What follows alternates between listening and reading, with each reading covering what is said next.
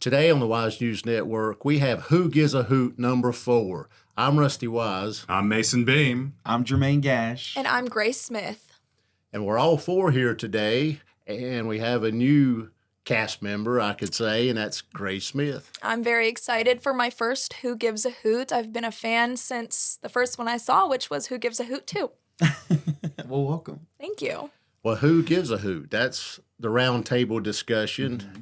It's not news, but it's our opinion on some things. And so hope everyone enjoys what we talk about. Yeah. And you guys really seem to enjoy these segments. So don't forget to like, subscribe, and continue to check us out. And definitely leave some comments down below about what you want to see us do. We're open to suggestions. All right. Well, we'll start it off with the weekend event, which was Carowinds. Which was so fun. We all went to Carowinds. Mm-hmm. Yep. And I haven't been in a few years, but it's been a while. But I went in 1973 when it opened up. Wow. So that's how long I've been going. What did they have whenever they opened? What were the first couple of attractions? Well, the first attraction was the Gold Rusher. That was the main attraction, was the Gold Rusher. And it's still there. It's the only original ride that is still there. I didn't know that. I thought the carousel was there too. According to the World Wide Web and some news sites, it says that the Gold Rusher was. Okay. Now, is that one of those wooden rides? No, it's actually a steel rail ride. Okay. Yeah, it's pretty well in the middle of the park. All right. But the Gold Rusher. That's the one that you two were saying both of you thought it was giving you a concussion, right? No, that's the hurler. Okay, that's the hurler. And that was the wooden one. Yeah. Now, they used to have a wooden one, which was called Thunder Road. Thunder Road. Okay. Now, in 1973, when I went, it was a big deal that it was placed in North and South Carolina. Like the line cuts right down through the center. Which is so interesting. Now they have it where you can, I guess, kind of have a photo op. Yeah. There at the front. They used to have, when you walked in, each town had a brick. And then the line was North Carolina on the north side and South Carolina, and people would straddle the line. But I noticed they did away with that now. Huh. That's not what the... Sorry. Go for it, Grace. I was just going to say, I thought it was really cool, kind of the dedication to all of the aviation. There's an entire little section there dedicated to airplanes, North Carolina being first in flight and all. I thought that was a very cool dedication. It was my first time ever going to Carowinds, so. Yeah, well, give our thoughts on when you've been, when's the last time you've been? Last time I was there was about 2 years ago, and that was for a date. How'd it go, Mason? Well, I guess. The rides or the day? Well, the rides were very fun. I'm going to keep my mouth shut about the date. Because this does go on the internet. But I can say it is a lot nicer to go on the dates near the end of the season.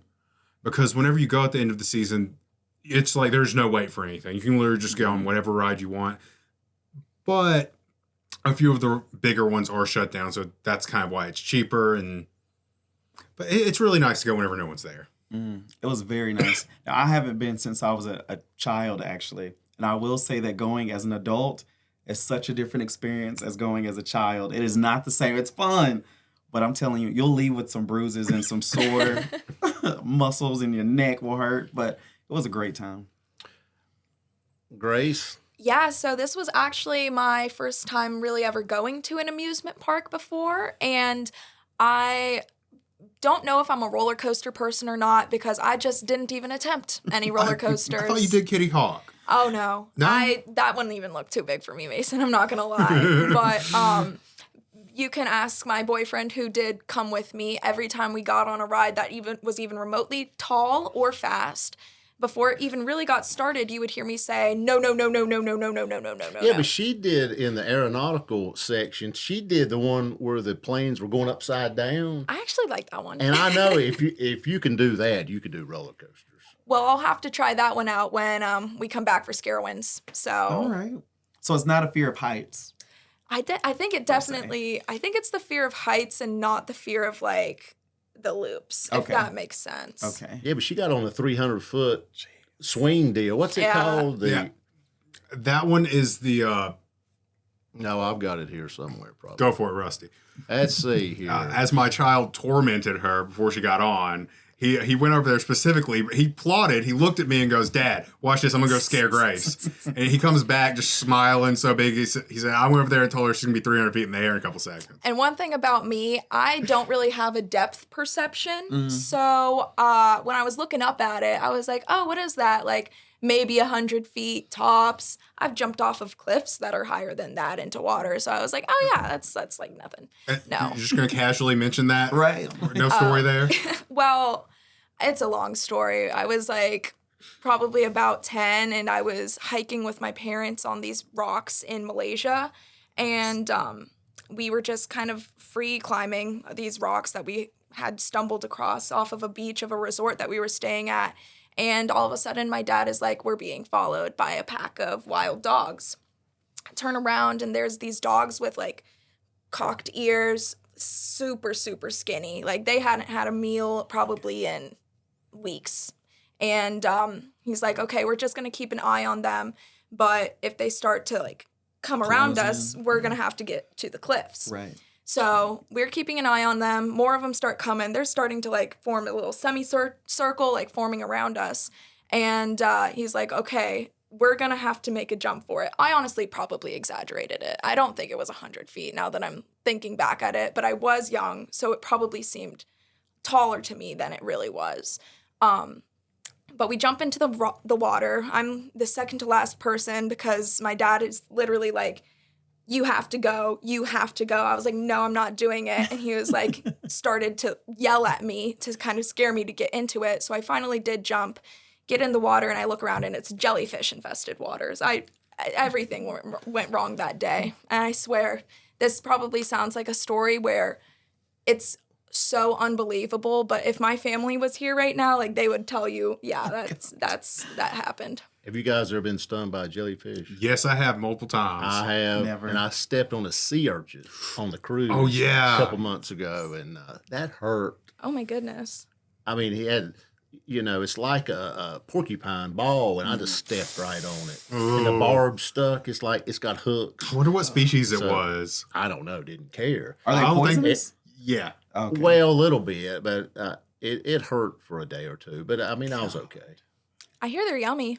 I've never tried them, but The I hear they lifeguard taste sprayed good. vinegar on it. Yep. Okay. Yeah. And you eat the gonads. Yeah, Ooh. Yeah. I don't even. You eat them know. raw. I They're don't- orange. Oh, right. Yeah. What are they? Uni? Sea urchins. Oh, actually, I think I've had that before. Was it good? Yeah, I love anything seafood. I'm basically up to try. So That's what that is. yeah, but I did not expect your story to take that turn. Honestly, it's a wild one. It's pretty crazy. Wow. Anyway, I was just searching on the internet here, and Carowinds is 407 acres. Wow. It was opened in 1973 by Earl Patterson Hall, and he got the idea from going out to Disneyland. And it's pretty interesting. The early history of it, they were going to put hotels, a golf course, NFL football stadium there. It was going to be a huge area. But in 1973, the oil embargo and the gas situation, so it got curtailed. But it's not had that many owners, really. It was started early by a group of investors, and then in 1975, the Taft Broadcasting and Kiko Company got it. And then Paramount bought it in 1993 to 2006. Okay. And Paramount really themed it. But Carowinds was one of the first themed parks around. Very nice. I wonder if they still have live performances from famous musicians. I know there's that huge stage right at the entrance there, and they used to have musical artists. Used to be perform. called the Palladium. Mm-hmm. And some large artists played there because it was the Palladium and the Coliseum. Just the Charlotte Coliseum and the Palladium was the only two large areas that artists came. Wow. And I know Jimmy Buffett just Yeah. passed away, but Jimmy Yeah. Buffett talked about being at Carowinds and playing at Carowinds and White Lightning. He was talking about riding White Lightning. Some of the Eagles came. I remember I saw the Village People there. Oh, wow. The original Village Yes. People when they came. Now, when was that? Man, that had to be late 70s. Wow. We went with a church group. But major acts came to the Carowinds Palladium and played. Rock and roll bands. Just some of the Eagles were there. Don Henley and Glenn Fry. Some of them were there. So I feel like it's a good venue because it's North Carolina and South Carolina. It would attract people from both states. But I feel like we were talking about it earlier. They haven't really had many shows in recent years, have they? not at the Palladium. I think it's been a few years since they've had any shows there. I know when we were walking out, a dance troupe was practicing, and they still have small theater shows in their theater. And now that they're getting ready for Carowinds, I think they were doing some dance routines Oh, nice. on the stage. They were practicing. But I don't know how many people it holds, but I'll search here in a minute. Pretty massive. Did you get to see it? I did. We saw it as we were walking out, and it definitely looked like it could hold quite a large audience. You know, I'm kind of surprised that it's not used more frequently, especially because I know that North Carolina is definitely known for its up-and-coming artists. So I feel like it would be kind of a good stepping stone arena or location to play at before maybe even going towards Charlotte and go into more of the bigger amphitheaters and outdoor playing locations in like Charlotte. Right. Yeah, Carowinds has had a ton of artists. I don't know how far this is going back. I mean, if I go back to the very beginning, let's see what I can find. Saw Alice Cooper. And Charlie Daniels. Okay, James Taylor and All Star Band Chicago, Jefferson Starship, Charlie Daniels Band, Jimmy Buffett, Night Ranger, the Bangles, David Lee Roth, Cinderella, Judas Priest, Alice Cooper, Motorhead, Metal Church, and the Dangerous Toys. Wow. Is Judas Priest still tour? I don't know. I gotta look. They're one of my favorites. Blues Travelers, Widespread Panic, Jackson Brown, just a lot. I mean, that was the place to go. I mean, it really was. It was cool because you could go, in the park, and then that night you could go watch the bands play. Oh my God, Skillet. Skillet, Toby Mac, Leanne Rhymes, Wow. Third Day. Just a lot of artists. And I'm going to see how many people it holds. Yeah. Because from the music business standpoint of it, I can see why it would be a little bit harder to get people inside the Palladium at Carowinds, because if they have to pay, it depends on if they have to pay for a Carowinds ticket to enter the Palladium or not. Because generally, it's going to start at $150 per ticket for whatever you put anywhere. As long as it's a major band, sure, you're going to have your house shows and your bar shows that you can get in for $20, but anything major, the starting price is $150, if not higher nowadays. I can't believe it. Guess how many people? Guess what it holds? It's pretty massive. I would call it 6,000. Is it bigger? Much Higher. I was like much more than that. That was a huge stadium. I'm shocked. I did not know the Palladium held this many people. Is it 10,000? Higher. I believe it. Oh, I can only 13,000. Oh my goodness. That is a massive. large venue. Yeah, very large. Because the venue in downtown Charlotte that we went a couple weeks ago only holds 5,000. What venue was that? The credit union. What's Oh, it called? The Skyla Credit Union. We saw Tyler Childers there. Oh, that's right. And it's a small venue. I think it's around 5,000 people.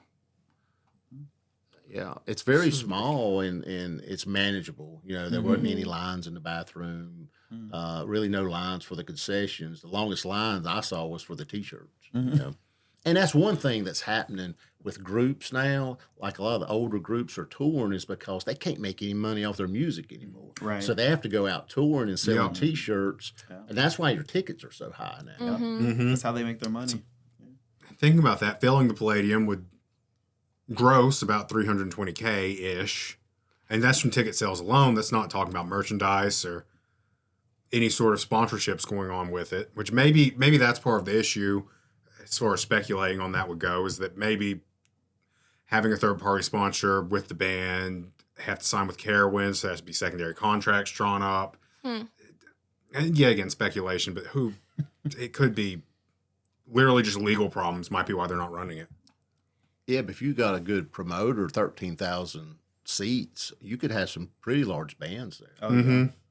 You know, some bands prefer about that size, Yeah. and some prefer stadiums. But like Tyler Childers, he prefers smaller venues. That's probably too big for him. Yeah. You know, he did 2 shows at 5,000 apiece. So it's interesting why it's just sitting there. I mean, that's 13,000 seat capacity stadium, or Palladium, they call it, and pretty cool. It's I massive. wonder if it has a pit, because they could also look at doing the traveling Broadway shows there. That would be cool. I've gone to a few off-Broadway productions, and they're very fun. Also, kind of around that size of people, like, would go and attend a show like that. That would have been, I think it would have been more seating than Wicked had, because Wicked was the popular one that came through a few years ago. And I know I know more about what the musicians get paid than I know about the seating in there. Well, one thing you want it inside, when you start talking about costumes and makeup and opera, you want it inside. That makes sense. Yeah. Because I mean, outdoor, hot, humidity. Yeah. You know, the Broadway shows would be more likely want to be inside. Yeah. So I could see why they wouldn't want to be outside. Also, I don't even know if the stage would be big enough now that I'm thinking about it, because you have to have like a massive stage to fit all of those backdrops, all of Now, the the stage props. didn't look that big. The seating, there was a lot of seating, but the stage was rather small, actually. Yeah. That could be another issue leaning towards why they aren't filling it. Well, now a lot of artists, they have to have grandeur. You know, everything's got to be bigger and better. So they Yes. have the pyro and the lights Yeah. and the music, and you know, now with the technology, I mean, the music is loud now. It's always been loud, but with the technology they have now, with the acoustics and stuff, Pretty incredible. It is.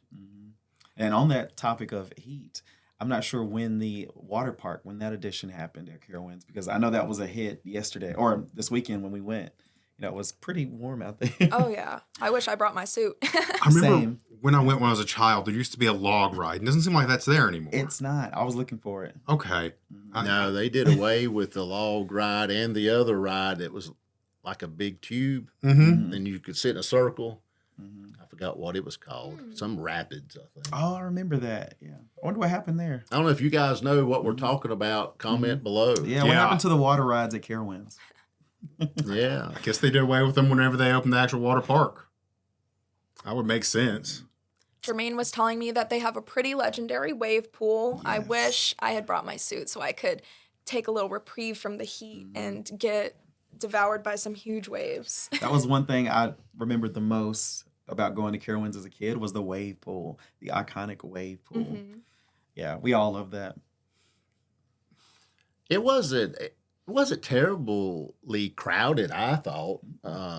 We went Sunday, Labor Day weekend. It was not crowded. And the weather was nice, I thought. It's a little hot, but it wasn't terrible. It wasn't terrible. It was in the middle of the times I've been, because I've been, like I said, where there was no one, you could literally just walk up to a ride. And then my very first time going, though, when I was a kid, there wasn't a wait less than 2 hours. So. I remember days like that, too. But you know, they have a lot more rides now. They do. I mean, think about when they opened, they had one roller coaster. Wow. And then they added some more. And now look at how many roller coasters they have. I mean, it's a lot.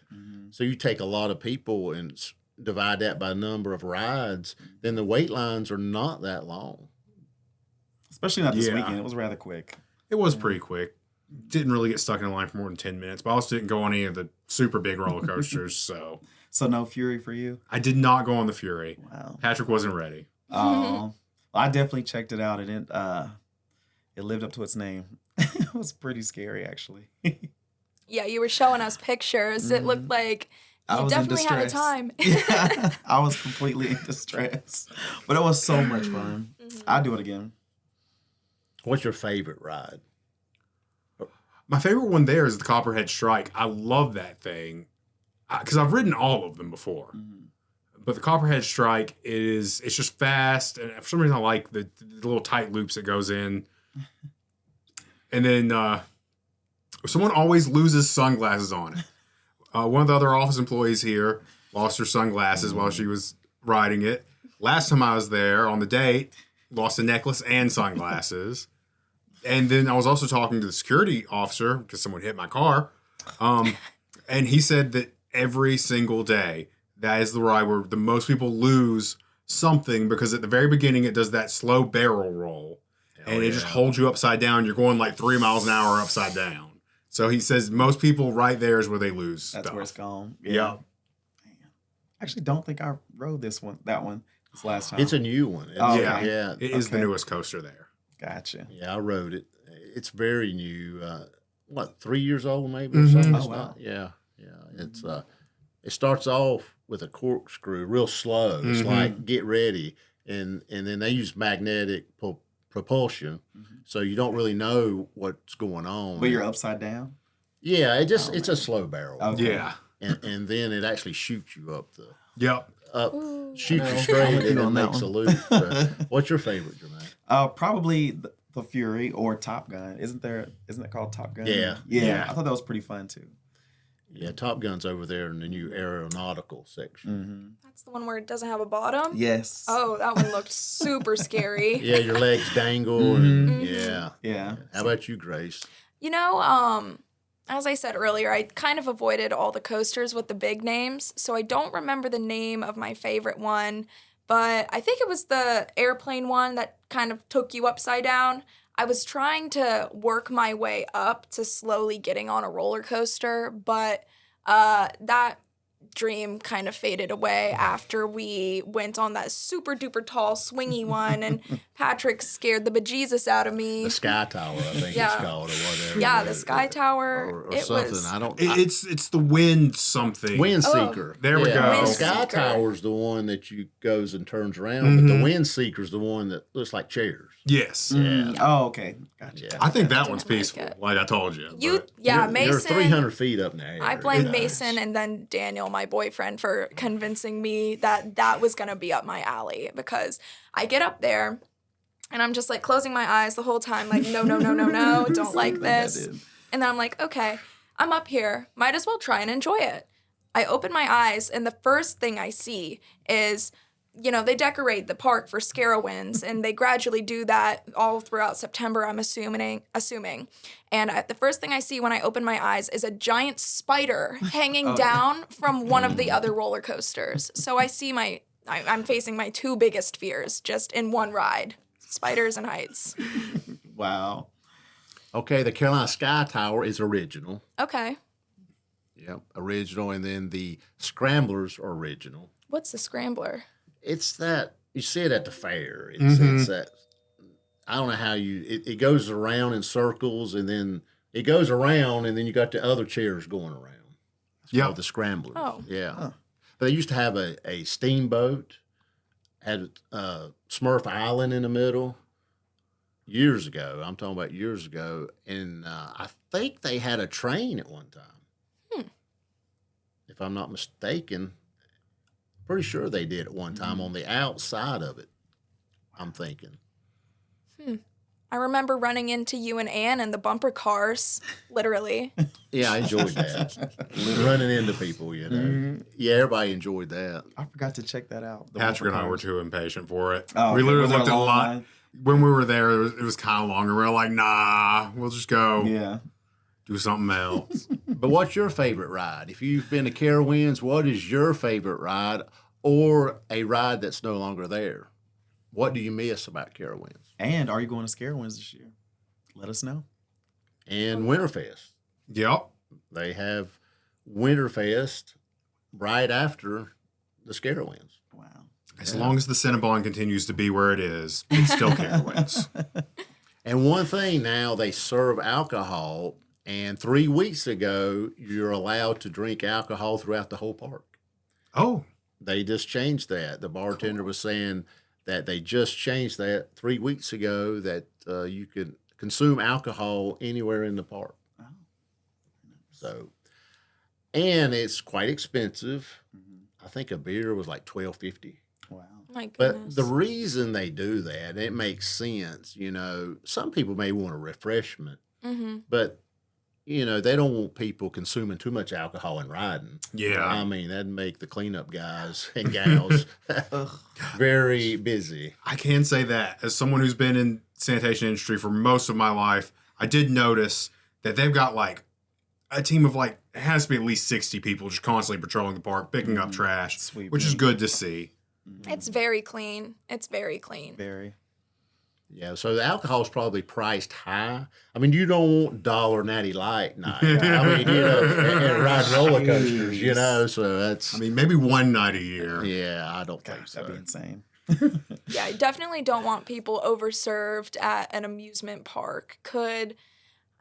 It's a children's place. Right. Also, keep in mind. Don't want any rambunctious adults getting Yeah. too many beverages in them. Exactly. Now, on the beverage side of things, one thing I didn't know before going this previous time is that they are now giving free water out all day, which is really good to know because, yes, the bottled water still costs like, I think it's like $5 most places. Yeah, it's $5. Okay. I think that's ridiculous. And It is. yeah, the cup is pretty small. They give you free water, but you can have as much as you want. So you don't have to worry about staying hydrated being one of your expenses whenever you go there, as long as you just tell them you want the free water. Yeah, And it's at every diner. Yeah, they kept announcing that too. Mm-hmm. Yep. Yeah, so it's a cool park. It's expensive sort of to get in, I guess. I don't know. We had a group event, so I don't know exactly what our tickets were. But I know for $99, I think you could get the Gold Pass. Okay. I think it was $99. Yeah. Not bad. Something like that. And Ride all day. and so the average park ticket must be in the 60s or 70s because they said for just $29 more you can get a Gold Pass and you can get in the rest of this year and all of next year. Oh wow. So that's pretty cheap. If Oh, you're- wow. Yeah. Yeah. I know that the season passes have always been relatively low as compared to the day ticket price, just to help convince people to go ahead and get the season pass. Yeah, we got them with the kids when they were younger. We bought season passes, and we went quite a bit, and it was well worth it. Yeah, and you could get the meal plan too. Yeah. you could Oh, you could cool. do all that. So if you're going a lot, it's best to get on those plans. Yeah, it is. I might be convinced after Carowinds to go ahead and get me and Daniel some season passes. I think that could be fun. Definitely a workout walking around that park all day. Yeah. Definitely cardio for your Sunday. And they will scare you. Good. The year we went, they had the little boo bracelets, boo necklaces they called them, and if it was lighted. And so if you had one of those on, they wouldn't scare you. If you Okay. did not have one of those on, be prepared to get scared. Yes. And they would jump out from the bushes and everything And else. even like roll right in front of you. I think somewhere on like skates or Oh my something. goodness. Some kind of, Yeah. I don't know. How do you work there? I feel like that'd be a fun part-time job. It would be. I guess you started out at the Haunted Pyramids. And they were asking for, they were hiring for that. I saw an advertisement Oh dang. online about it. You should point me in that. I love Halloween. I love all things spooky. So if I see you guys as a little scare actor at Carowinds, I'm jumping. Good luck. Well, that's pretty well wraps it up. I mean, I know Carowinds is a cool theme park for the Carolinas, and it was basically built to bring both Carolinas together. And it sort of does. And they've kind of got away from the state line theme a little bit, but it's a neat place. It really is. For the family, you can take the kids and have a good time. And you can spend a fortune, or you can be thrifty and not spend a whole lot. It's kind of up to you, really. Yeah, it really is once you get in there. All right. Well, we talked a while about that. We Yeah. enjoyed ourselves. I didn't go to the Snoopy area and all that. I didn't go to the kids area okay. over there. Do they still have that little small roller coaster over there? Used to be, what, Scooby-Doo or something? Mm-hmm. Do they still have that? I didn't go. I didn't go over there either. Embarrassingly, I did spend some time in Do the they have little it? Snoopy area. I didn't actually see a roller coaster, but I saw a little tiny, it was like a little tiny ride, maybe like airplane themed or something like that. And I was like, this looks like the perfect first ride for me to get on. And I get in the line, and then I'm like, oh, wait, there's not a height requirement. There's a height limit. Oh, you was too tall. Let me get out of this line before someone from work sees me and starts clowning on me for Oh my getting in the gosh. baby I would have line. been taking pictures of you with the work phone all day. Honestly, that ride might have even been a little too scary for me too. I wasn't really. If you can be 300 feet in the air, you can ride the baby roller coaster. Ooh. I rode Intimidator. That's my first ride. Rode it. It's fast. I rode that too. It's just how you sit up. You know, it's not like when you're sitting down, you know, it's not that scary. But when you're sitting up like you're on a bar stool Yep. and you're going straight down, that's a little nerve wracking. A little bit. Yeah, my eyes were closed the whole time, so I was definitely down. But let us know what your favorite ride is at Carowinds. Have you been, or are you looking to go? What's your favorite concert that you've ever been to at the Palladium? Because there's quite a few. Oh yeah. Do you scream on roller coasters, or are you like me and you laugh like a maniac? I don't know.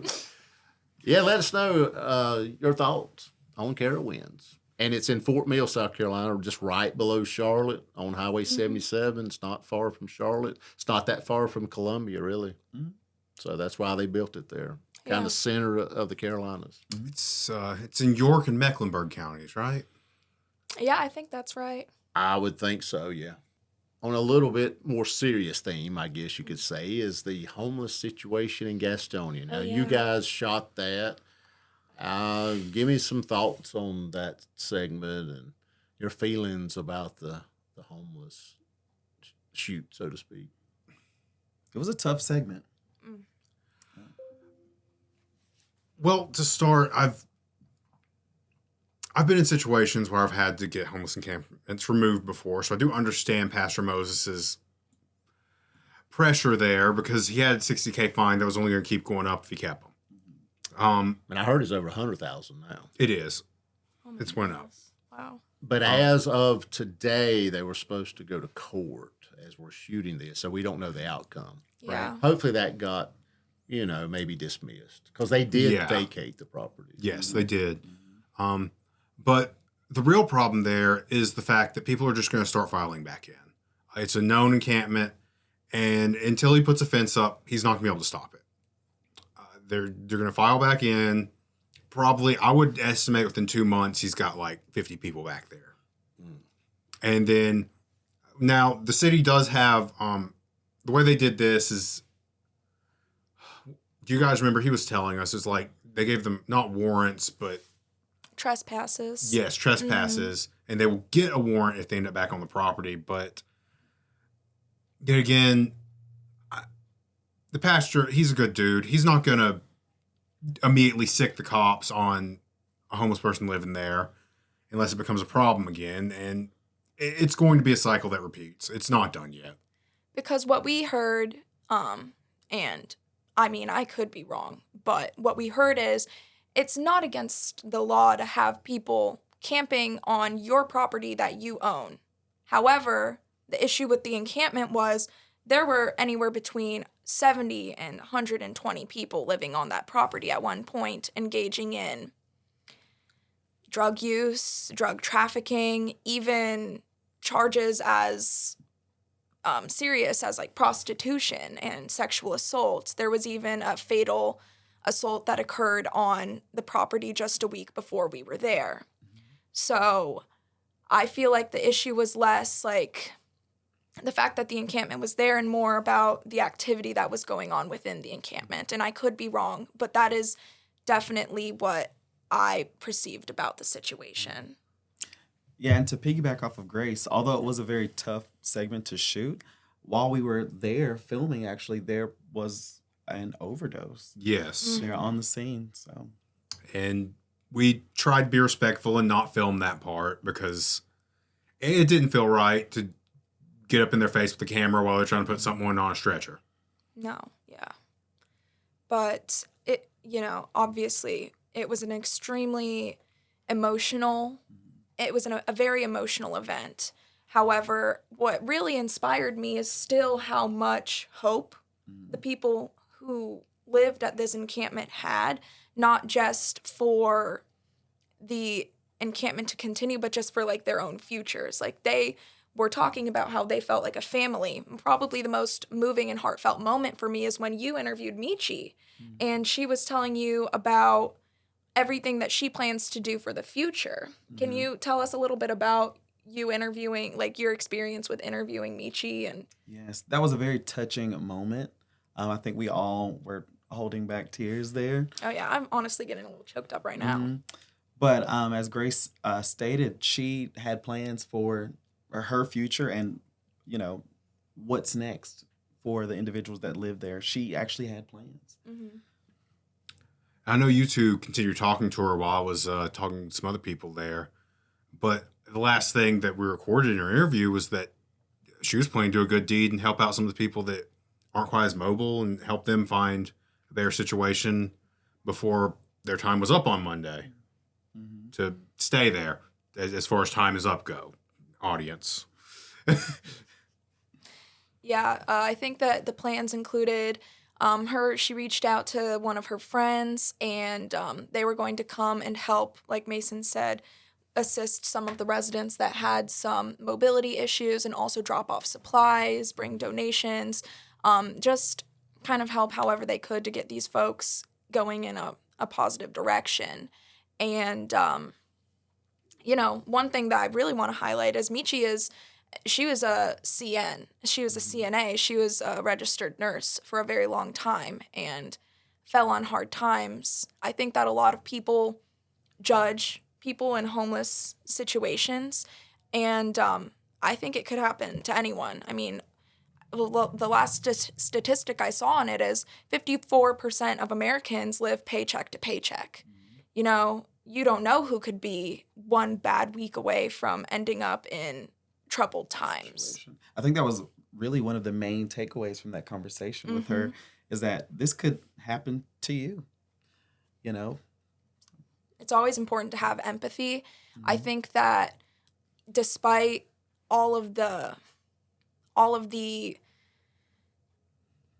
things that could occur within a homeless encampment, you know, we were talking about the overdose. We talked about, I mean, the tragic shooting between the residents on the encampment that did end up in a death of one of the residents. Despite all of the negative things that you see, I think that it's very important to remember that it's important to have empathy, because you don't know what happened in somebody's life that could make them like end up in a situation like that. And it's important to always remember that, I mean, they're people. Yeah.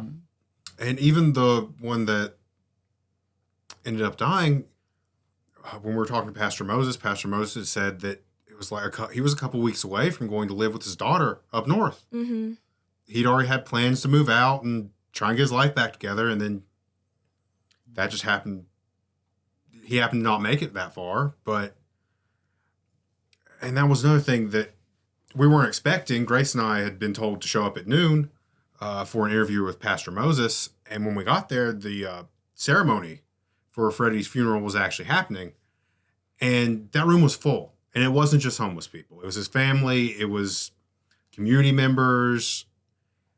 And I think that's something a lot of people don't expect. They see a homeless person, they think they have no one. That's really not the case. A lot of times people don't know what to do to help someone who's homeless, who's in their life. And sometimes they don't want help, is the other problem. And that was one of the things Pastor Moses was worried about, was that people would be turning down help from the city just because they don't trust the city.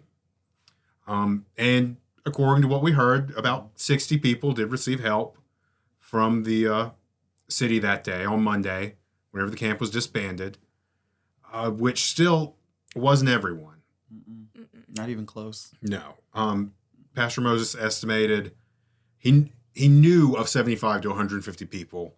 He estimated there could have been upwards of 200 people, the latter half of that being people who didn't necessarily belong there and that were coming in from the backside of the encampment and staying, because he knows he was giving out extra food and stuff. And it's a hard situation to figure out. It's like, yeah, sure, maybe he wasn't up to code. The trailers weren't safe is kind of what the fines were about. But what are you going to do with 150 people who don't have homes? I do think it is important to highlight what the city was trying to do, though. I mean, these ordinances, they're not there to just cause problems for unhoused individuals. They're there for the safety of, the city and the community. And, with the complaints from the community members, I believe that it was posing a safety issue. And as unfortunate as it is, I believe that obviously everybody deserves to have a safe place to call home, but I don't necessarily know if the encampment was the safest place to call home, despite nothing against what the pastor was attempting to do, because something needs to be done and something obviously wasn't being done, or else he wouldn't have felt the need to step in and say, I'm going to invite an encampment onto the grounds of my church. Obviously, he feeds these individuals, he lets them take showers, he even lets them drop off their mail or pick up their mail, uses the church as a mailing address, which is something that a lot of people don't consider. These individuals don't even have a place where they can call a home, so they don't have the ability to go and get an ID. And like you're getting to, the mailing address is extremely important. You can't apply for a job without a mailing address. You can't get identification. You can't get insurance. You have to have a mailing address. Yep. Yeah. Whether it's a P.O. box or what, not. And then a lot of homeless people aren't going to have the ability to keep a P.O. box open. Mm-hmm. And that is something they did tell us he was going to continue to provide. He was going to continue laying them, use that as a mailing address, and he was also going to continue with his counseling sessions and his Narcotics Anonymous, yes. Alcoholics Anonymous. Still going to provide food, still going to provide showers. Obviously, as Mason said, still going to allow them to have that area as their mailing address. I think most of the issues just came about at night when the pastors would leave and there wouldn't be anybody at the church. Everyone has to go home. And if there's not people there 24/7, people who wouldn't even live in the encampment would come on and cause problems and do things that were against the pastor's rules. There's only so much you can control when it's not a secure environment. Even registered homeless shelters still encounter those kinds of problems with Pastor Moses referred to them as bad actors coming into the equation and causing problems for people who are just trying to live their lives. Right. And that was a complaint from one of the residents actually that we spoke with, how she didn't necessarily like living there or what was going on there. So Yeah. and she was an actual resident. Yeah, that was Mary, right? I think so. Yeah. She had a good point too on that. It was just that she appreciated what was being done there, but she didn't like the fact that people were taking it for granted. And I get that too. She literally said that they deserved what was happening. Well, it started out probably 20, it turned into 200. That's probably how that went. Right. You help a few, and it just mushrooms and gets out of hand. Mm-hmm. And I know the homeless situation is not getting any better. No. No. Matter of But fact, how it's do we getting worse. fix that, though? How do you fix the homeless situation? Because every town and city has homeless. Oh yeah. Well, the first thing in my mind that you really have to tackle is the drug situation. Because people who are addicted to a drug, whether it be fentanyl, methamphetamines, crack. Am I allowed to say crack on the news? I'm looking at Grace for that one. She's the one that knows this. I think the technical term would be crack cocaine, but Okay. crack is an abbreviation. But you have to deal with those problems first because the people who are addicted aren't going to get off the streets. They're addicted. They don't want to go to a methadone clinic. And I've heard plenty of horror stories about using methadone to get off of things. But it's addictive, too. It is. Just at a lower dosage, correct? Mhm. Something along that line. Methadone- Well, you got to think Purdue Pharma for that and the Sackler Group. And I'm sure you've seen the information on. I mean, some of the largest drug dealers in America wear suits. Exactly. Legalized drugs. I mean, that's Now, how do you fix that? yeah. How do you fix the legalized drugs? How do you fix the pharmaceutical companies? In my head, you do what some of the European nations have done, and you blanket decriminalize all drugs. You make them legally available from inside of therapy clinics. That's my best answer, because there is no real best answer that's going to fix it. But in my head, I think that'd probably be the next best step. Definitely not what the American government's doing right now. Criminalizing it and, funding the prison system is not the way to go. Well, alcohol is a very dangerous drug, Mhm. and it's readily available and it's legalized, and it's just as dangerous as some of the synthetic drugs. So it's kind of funny how the government dictates what's legal and what's not, and I guess it depends on how much money they can make off of it. Exactly. Mhm.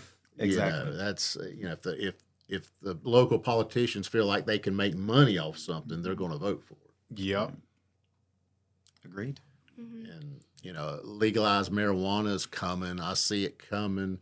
And I heard on the radio this morning about North Carolina's talking about legalizing casinos Mm-hmm. to where it could be statewide. I believe So if the government can make money off something, they'll vote it in. They'll probably. vote it in. I believe North Carolina's already made one legal dispensary over in Cherokee. I've heard that on the radio, actually. Yes, they Yeah. have on the Cherokee Reservation. Mm-hmm. Yep. And that's kind of their tester for making it legalized throughout the majority of North Carolina. One of the neat facts about North Carolina was we've actually had, I think since 75, the highest popular demand for recreational marijuana, which I guess I get that. We're out here in the mountains. There ain't much to do. But I don't know where I was going with that. Well, I don't know. It's just the drugs and alcohol. It's a lot of it is just people wanting to escape reality Mm-hmm. and kind of get numb to the reality around them. I think since COVID, I know that the homeless issue across America, across our entire nation, has also been increased by a lot. A lot of people lost their jobs during COVID. A lot of people lost their houses. And I think that part of the equation probably isn't spoken about as much because we're still trying to see and calculate the effects of what COVID had on our communities. I also think that drug use after COVID had increased by a lot. I mean, I would have to see a statistic about it to be 100% certain, but just based off of personal accounts of people who I've talked to, even, they drank more, they started engaging in a lot more reckless activity. I could see COVID being a really big drive in not just people losing their homes and jobs, but also engaging in more reckless behavior that could in turn cause or lead to homelessness. Also, if we just state the most basic thing, that everything's so much more expensive. Everything is expensive. Yeah, owning a home is quite expensive. Not just the mortgage, you've got everything else that is tied to a home with the taxes, the upkeep, maintenance. It's an expensive endeavor. Something that's become popular now, these little tiny homes, and it's like these storage buildings with the porch, and you could put those on an acre or two and have a lot of homes. Mm-hmm. I mean, is that being done anywhere? It's really not.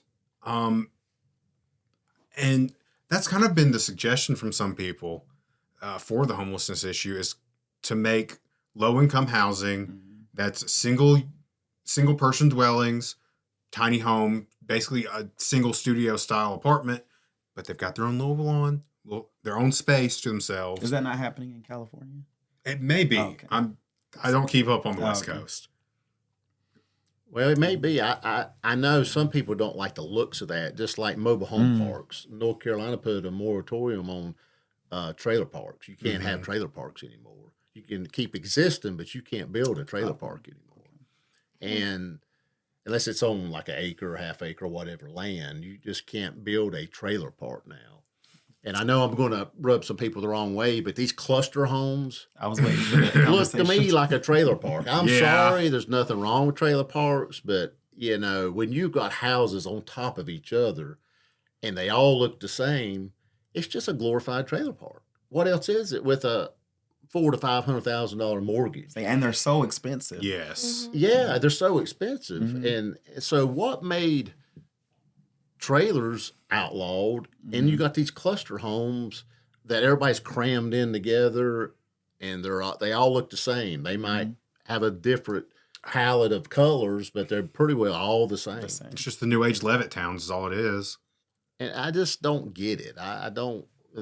I mean, housing is going to become a huge problem in this nation, because the average home has gone up 1.5 times in like 3 years since COVID. It's like, well, let's just double the cost of a house. Yeah. Just just because- this year was the 50% increase for Gaston County on property value.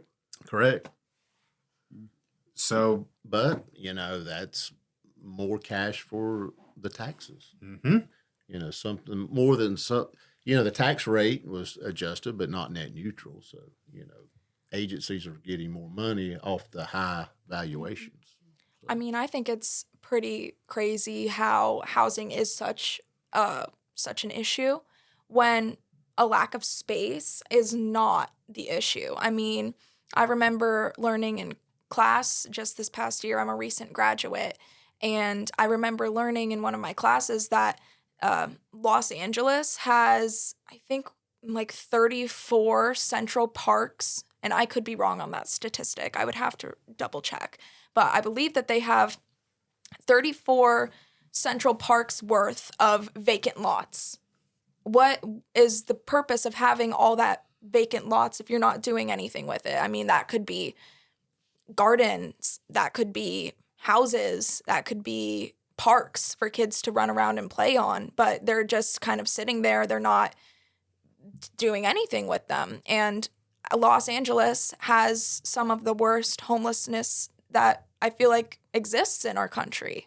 It's the cost of living there. I mean, I'm sure Jermaine, like I bet it's even like worse than the cost of living here. Oh, wow. yeah. By a lot. Yeah. Yeah, it's pretty bad. What would you say the cost of living out there versus here my would goodness. I don't know, but I saw a bogus article this past weekend. It was breaking down every state, like what you need to make per year. And I think in that article, it said about $80,000 minimum to live in Los Angeles, but I don't think that wouldn't get you very still far at all. sounds low. Yeah, That's scraping by. it's scraping by. Yep. So. like rent out there is like double, triple what? Oh rent yeah. is So here. for example, I had a 1-bedroom apartment, and that with no amenities, no in-unit dryer or washer, and it was $2,000 a month. Now, were the bills for electrical and water included in that, or did you also have to pay those? I had to pay those too. Okay, well, Yeah, see, So, that makes it worse. mhm. So just to give you an example. Yeah, that's Yeah. wow. Well, no one has the exact answer, but most of the time you need to go to the root problem Mm-hmm. of the situation. Mm-hmm. And a lot of that is the pharmaceutical drug companies that want you hooked on this stuff. Exactly. Mhm. And I think the pharmaceutical companies should be made to pay for dwellings for homeless, because I don't know what percentage. I can't say every homeless person was caused by drugs, but the majority probably had some influence there. Mhm. So these drug companies making billions of dollars, they should be forced to do something with the homeless situation. I agree. Put money into it. Yeah. Now, when they are fined, that money goes. Where does that money go when a pharmaceutical company's fined $2 billion? Where does that money go? We'll have to The track it government down. get it? I mean, where does it go? It should. I mean, the judge should mandate that it go to certain programs. So if you cause a problem, you have to fix the problem. That'd be good. Well, guys, we're going almost to an hour here. We don't want to really go over an hour. So, You know, we've talked about two major issues. Well, really one major issue. We've talked about Carowinds, the fun side, and the serious side with the homelessness. So we've talked about two topics. So let us know what you guys think about Carowinds, of course, but also about the seriousness of the homeless situation. What's your thoughts on that? And what is the root cause in your opinion?